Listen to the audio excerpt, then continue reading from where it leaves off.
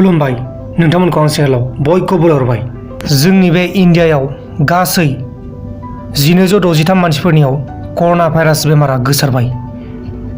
बेनिनो 102 सुबुंफोरखौ रिकभार खालामनो हाबाय एबा बासायनो हाबाय। लोगोसे 29 सुबुंफोरा बे बेमारजों थैनांगौ जाबाय।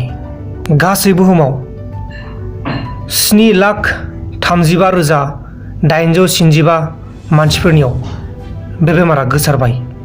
बेनिनो 1,50,000निबो बांसिन सुबुंफोरा बे बेमारनिफ्राय रैखा मोनो।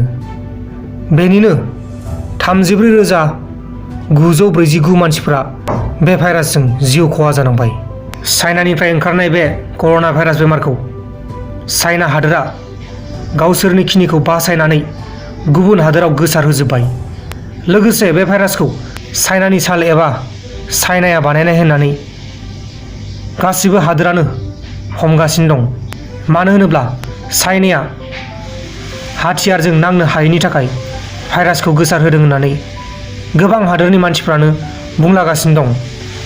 आरो बे खोथाया आं बुंनाय खोथा नङा, बे खोथाया जोंनि बे बुहुमनि सुबुंफोरा बुंनाय खोथा।